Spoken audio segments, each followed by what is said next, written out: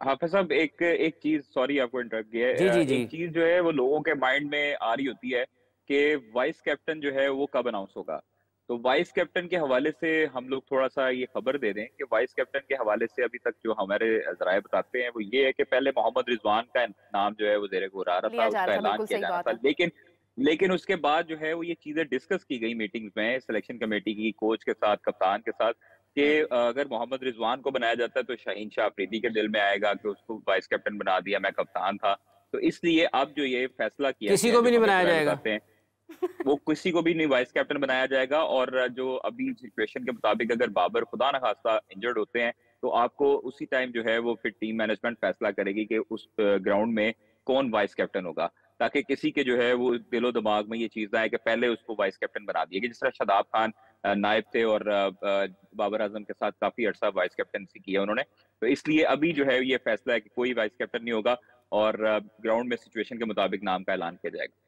रिजवान। लेकिन कादिर साहब, इसी के साथ एक और अपडेट भी है कि शाहीन आफरीदी को ऑफर की गई और उन्होंने ठुकरा दी है। उन्होंने कहा है कि नहीं, मैं ये बिल्कुल झूठ है, बिल्कुल हुँ, झूठ है। मेरा ये ऐसी कोई बात नहीं है, ऐसी कोई खबर नहीं है कि शाहीन शाह अफरीदी को ऑफर की गई है।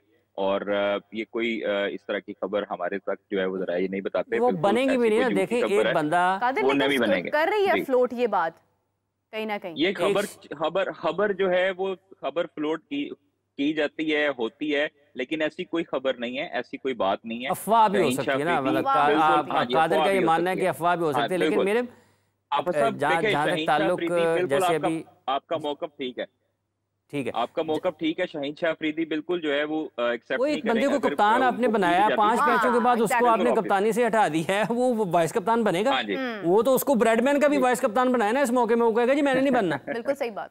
अच्छा, ये एग्जैक्टली। ना कुछ चीज़ें होती हैं जो बड़े बड़ी बड़ी एहतियात के साथ देखें। ये एक ऐसे टाइम में पाकिस्तान क्रिकेट बोर्ड ने ये फैसला किया जब ये नहीं जो करना चाहिए सबसे था। सबसे आप ना इंसानों की नफ्सियात को, आप मेंटल हेल्थ के लिए तो साथ में रख रहे हैं एक जो माहिर शख्स हैं, हाँ। आप उससे पूछें कि ये क्या जो फैसला किया था हमने, क्या क्या ये है मेंटल हेल्थ के लिए ठीक है? सही तो बात। अगर वो रेकमेंड करता है कि ये गलत फैसला किया गया है किसी भी खिलाड़ी की मेंटल हेल्थ के लिए, तो आपने मेडिकल के लोगों के ऊपर तो दबाव डाला कि इन्होंने इंजरी की तशखीस गलत की तो पाकिस्तान के खिलाड़ियों का नुकसान किया। तो ये जो जिसके फैसले से अगर खिलाड़ियों की ज़हनी तौर पर जिनको मुतासर किया, फिर क्या उस फैसले के खिलाफ भी आप कोई कार्रवाई करेंगे? तो ये अब एक ऐसे वक्त में ये सारी चीज़ें हुई हैं। वैसे जो कल का दिन गुजरा है ना, ये भी पाकिस्तान की क्रिकेट की तारीख में ना लोग इसको याद रखेंगे, जिन जिन लोगों को पता है ना कि क्या होता रहा है कल चंद घंटों में। ठीक है, बहुत सारी चीज़ें ऐसी हैं कि जो मंजर आम पर नहीं आएंगी। मैं आपको बता रहा हूँ, कादिर साहब की मुस्कुराहट बता रही है कि ये भी मंजर आम पर नहीं लाएंगे, इनको भी पता है। ठीक है, इसलिए ये जिन हालात, मेरा तो सीरियस मुंह बता रहा है ना कि मुझे बताएं कि क्या नहीं, ऐसी बात है। आपको कुछ आपको जो कुछ बताई थी आपने, उससे साथ और बहुत सारी आपको समझ आ गई हैं। तो इसलिए ये जिस तरीके से पाकिस्तान की टीम का ऐलान हुआ है, हाँ। और जिस अंदाज में गुज़िश्ता चंद हफ्तों में पाकिस्तान में क्रिकेट मैनेजमेंट हुई है और जिस अंदाज में पाकिस्तान क्रिकेट बोर्ड के मामला चल रहे हैं, ये कोई इतने अच्छे नहीं हैं। देखें, आप एक ही टीम में आप अपने लीडिंग फास्ट बॉलर को, जो आपकी पेस बैटरी का लीडर है, ठीक है, आप उसको 5 मैचों के बाद कप्तानी से हटा दें और आप उसका एक बयान भी उसकी मर्जी के पूछे बगैर जारी कर दें कि मैं बड़ा खुश हूँ जी, ये ऐसे है वैसे है। तो क्या उस मेंटल हेल्थ के जो आपने एक माहिर रखा है उससे पूछें कि ये जो फैसले पाकिस्तान क्रिकेट बोर्ड ने किए हैं, क्या ये खिलाड़ियों की जहनी हालत को मुतासर करने के लिए काफ़ी नहीं है? अगर वो कहता है कि ये गलत फैसले हैं, इन्होंने खिलाड़ियों को जहनी तौर पर मुतासर किया है, तो फिर वो सिर्फ जो मलबा है वो डॉक्टर के ऊपर ही क्यों गिरा रहे हैं कि इसने इंजरी की गलत तशखीस कर दी है? चले, उसने तो इंजर्ड होने के बाद गलत तशखीस की ना, जो कि आपके मुताबिक गलत तशखीस हुई। लेकिन अगर कोई ये कह दे कि आपने खुद खिलाड़ियों को इंजर्ड कर दिया, जहनी तौर पर जख्मी कर दिया, मुतासर कर दिया, तो उसका कौन अजाला करेगा? उसको कौन जाकर पकड़ेगा? ये बातें हर वक्त करते रहना कि ये काम भी है, ये काम भी है, हम ये भी कर रहे हैं, हम ये बत्तियां लगा रहे हैं, हम ये घास लगा रहे हैं, हम स्टेडियम को ये कर रहे हैं, हम उधर ये कर रहे हैं, हम इधर ये कर रहे हैं, ये सारी की सारी जो चीज़ें हैं ना, ये फैंसी हैं। जैसे क्रिकेट में आ गए स्टैट्स, ठीक है, इंटेंट आ गया, पावर हिटिंग आ गई, ठीक है, मैचअप्स आ गए। ये मैचअप्स और ये जो सारे ये हैं ना बनावटी अल्फाज, या ये जो सुनने में अच्छे लगते हैं, इनका ना एक बड़ा नो लुक शॉट, बड़ा पोस्टमार्टम किया उसने, एडम गिलक्रिस्ट ने और साइमन डूल ने। वो ज़रा सुने जाके, वो पता लगेगा कि वो क्या कह रहे हैं। इसलिए जहां तक ताल्लुक खालिस्तान क्रिकेट का है, पाकिस्तान के ये 15 खिलाड़ियों का ऐलान हुआ है, 5 इसमें फास्ट बॉलर्स हैं, ठीक है। अगर आप इसको वैसे देखें ना कि क्या है इसमें, 5 fast bowlers, 3 wicket keeper, 2 middle order बल्लेबाज और 5 ओपनर, ये है पूरी पाकिस्तान की टीम। 2 मिडल ऑर्डर बल्लेबाज स्पेशलिस्ट के हिसाब से जाए ना, ज्यादती वाली बात है हाफिज साहब। तीन उसमें 2 bowling allrounder, spin bowling allrounder और 1 स्पेशलिस्ट स्पिनर। अब आप पूछेंगे कि ये क्या साइंस है? 5 ओपनर्स गिन के बता देता हूँ। फखर जमान 1, मोहम्मद रिजवान 2, बाबर आजम 3, साइम अयूब 4, उस्मान खान 5। 5 ओपनर्स हो गए। बिल्कुल। शाहीन आफरीदी 1, नसीम शाह 2, मोहम्मद आमिर 3, हारिस रऊफ 4, मोहम्मद आमिर 5। 5 फास्ट बॉलर्स हो गए। आजम खान और इफ्तिखार जो है जो अफरीदी जो है, ये हो गए। और उसके बाद रह गए आजम खान और इफ्तिखार, ये हो गए वो 2, क्या नाम है उनका, आपके मिडल ऑर्डर। तो अबरार, शादाब और इमाद, ये आपके स्पिनर्स हैं, ठीक है। साइम अयूब भी ओपनर्स है, शादाब ऑलराउंडर भी हैं, देखें पता नहीं ऑल ही हैं सारे। ये ऑल ही है। देखें अभी आप कह रहे थे कि मेंटल जो ये होता है ना, वो क्या उसको ख्वाहिशा, बैडमिंटन में क्या स्कोर चलता होता है जब वो क्या होता है, किसी का कोई स्कोर नहीं होता, मेरे ज़हन से वो निकल गया यार, पता नहीं वो निकल गया। वो बड़ा बैडमिंटन खेल रहे होते हैं ना, तो जब आपके स्कोर गिन रहे होते हैं ना, तो ये एक ऑल का लफ्ज बोला जाए, क्या होता है ख्वाहिशा? हाँ जी, ये लव ऑल है। क्या बात है, क्या बात है, नया नाम मिल गया। हाफिज साहब देखिए, जिस तरह भी आप बात कर रहे थे कि हमारी टीम ने कितना मतलब वो मेंटली एक प्रेशराइज किया हुआ है प्लेयर्स को कहीं ना कहीं। हसन अली के साथ कितनी ज्यादती है, देखें उनको पहले बुलाया गया, रिजर्व में रखा गया, उनको शुक्र अदा करना चाहिए। उनको पाकिस्तान की ये ख्वाहिशा मुस्कुरा रहे हैं, इनको पता है, उनको शुक्र अदा करना चाहिए कि वो पाकिस्तान की टीम के साथ ट्रैवल किए, आयरलैंड, इंग्लैंड से आयरलैंड, ठीक है। उनको शुक्र अदा करना चाहिए कि उनको पाकिस्तान का स्टार मिला। ये कोई ज़्यादती नहीं होती, ठीक है। ज़्यादती उस वक्त होती है कि एक शख्स ने 4 सीज़न में मुसलसल, बाज़ औक़ात वो भी ज़्यादती नहीं होती, आपकी किस्मत में नहीं होता। अब जैसे साहिबजादा फरहान है, ठीक है, साहिबजादा फरहान बदकिस्मत इस हिसाब से हैं कि ऊपर पाकिस्तान की जो ओपनिंग स्लॉट है ना, वो फिक्स है बाबर और रिजवान की मौजूदगी में।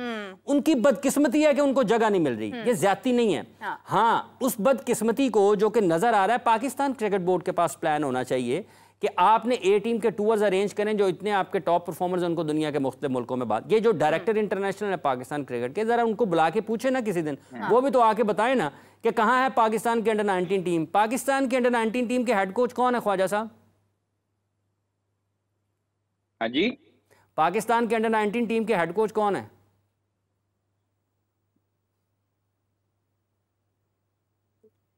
कादिर साहब, पाकिस्तान अंडर 19 टीम के हेड कोच कौन है?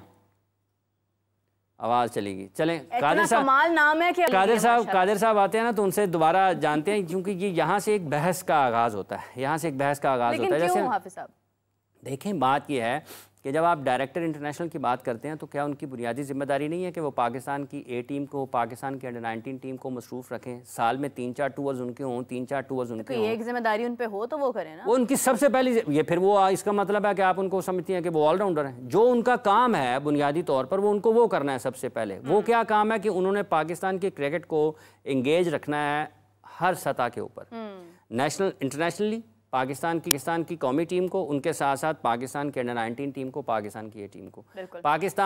पाकिस्तान टीम ने अब तक वर्ल्ड कप का आखिरी मैच खेलने के बाद कितने मैचेस जो हैं वो वनडे मैचेस खेले हैं, और पाकिस्तान ने आइंदा बरस चैम्पियंस ट्रॉफी की मेज़बानी करनी है। पाकिस्तान ने ऑस्ट्रेलिया के खिलाफ टेस्ट मैच अपना खेला आखिरी, उसके बाद अगला टेस्ट मैच कितने महीनों के बाद है, और जितने महीनों का उसमें वक्फा है ना, खला है कप्तानी में, उतनी दौर में वो पता नहीं क्रिकेट बोर्ड में ऐसी तब्दीली है तो पाकिस्तान के टेस्ट टीम का कप्तान ही बदल जाए, सारा कुछ ही अपसाइड डाउन, कप्तान ही बदल जाए। हाफिज साहब, एक और बहुत अहम चीज़ है कि मैं कल ये चीज़ देख रही थी, सोच रही थी रात को सोने से पहले, जो है ना वो दिमाग में क्रिकेट ही चलती रहती है। अब तो मैं ये सोच रही थी कि 2022 देख लें, 21 देख लें, या जो भी पाकिस्तान ने अच्छी T20 खेली है जब, तो उसमें ओपनिंग जो है ना वो रिजवान और बाबर की रही है। तो अब बाबर को देखें, जब हमारे पास पहला जो ओपनर्स होते हैं, आपको इस बात की ज़्यादा जो है वो इन्फॉर्मेशन है कि वो स्कोर सारा उन पर रिलाई करता है कहीं ना कहीं, ठीक है। अगर वही स्लो करते हैं या वो खेल नहीं पाते हैं, तो सारा इम्पैक्ट जो है वो आपकी तमाम स्कोर पे चला जाता है। साइम को ऊपर रखना, इतना ज़्यादा आउट ऑफ द वे जाके सपोर्ट करना, और बाबर का खुद नंबर 3 पर आ जाना, क्या ये फैसला ठीक है? मीरा मैं ना अब ये जो बाबर का उसको सपोर्ट करना है ना, ये वाला जुमला उसमें से निकाल दिया जाए, इसको आप रख लें। देखिए बात ये है कि अब इसकी ना मुख्तलिफ इसके मुख्तलिफ ज़ाविये हैं जिसके ऊपर आप गुफ्तगू कर सकते हैं। जो लोग सुन रहे हैं जिनको समझ है वो समझ गए होंगे कि इसका मतलब क्या है। बाबर उनको सपोर्ट कर रहे हैं और बाबर नंबर 3 पर आ गए हैं। अगर बाबर सुनेंगे तो उनको भी समझ आ जाएगी कि इसका मतलब क्या है। पाकिस्तान का जो मसला था वो ये था कि हमारे 7 में से 10वें या 12वें ओवर तक रन्स अच्छे नहीं बनते और उस वक्त खेल रहे होते हैं ज़्यादातर बाबर और रिजवान। ठीक है। तो अब आपने चेंज क्या किया? चेंज आपने ये किया कि अगर एक आउट होता है तो बाबर और रिजवान दोनों में से कोई एक फिर मैदान में होता है, दोनों में से फिर कोई एक मैदान। तो अगर वही ओवर्स दोबारा वही खेल रहे हैं तो आपने चेंज क्या किया? पाकिस्तान का मसला था नंबर 3 का बल्लेबाज जो कि स्ट्राइक रेट को ऊपर लेकर जाता और जो एक दबाव बन सकता था या बनता रहा पाकिस्तान पर, उससे पाकिस्तान को निकालता। बजाय इसके कि हम उस एक जगह को ठीक करते, हमने जो ऊपर वाले नंबर्स थे उनको भी खराब कर दिया। या हम इसके साथ ये करते कि बाबर और रिजवान के साथ बात करते, उनसे कहते कि भाईजान हमें इन ओवर्स में आपकी तरफ से इससे ज्यादा बेहतर बैटिंग की जरूरत है। ठीक है। और अगर आप नहीं करेंगे तो ये पाकिस्तान के लिए नुकसानदेह है। तो फिर आप अपनी क्रिकेट में शॉट्स को ऐड करते हैं। आप अपनी बैटिंग में बॉलर भी देखें ना, वेरिएशन के ऊपर जाते हैं। जब हारिस रऊफ नए आए होंगे तो वो इतना अच्छा स्लोअर वन नहीं करते होंगे, लेकिन उन्होंने उसको डेवलप किया। ठीक है। शाहीन अफरीदी जब नए आए होंगे वो नया गेंद इतना ज्यादा अच्छा नहीं करते होंगे, लेकिन वक्त के साथ साथ उन्होंने उस सलाहियत को अपने निखारा और उन्होंने विकेटें हासिल की। यही सूरत हाल जाती है आपके बैटर्स की तरफ भी। और बैटर्स के लिए भी ये जरूरी है कि अगर ओवर नंबर 7 से ओवर नंबर 12 तक पाकिस्तान का जो रन रेट है वो नीचे आता है, तो ये उस वक्त खेलने वालों की जिम्मेदारी थी कि वो उन ओवर्स का बोझ उठाएं और उसका जो दबाव बाद में आने वालों पर पड़ता है उसको कम करने की कोशिश करें। हमने ना वो तो ठीक किया नहीं, जहां पर करना था, जो ठीक हो रहा था उसको भी खराब कर दिया।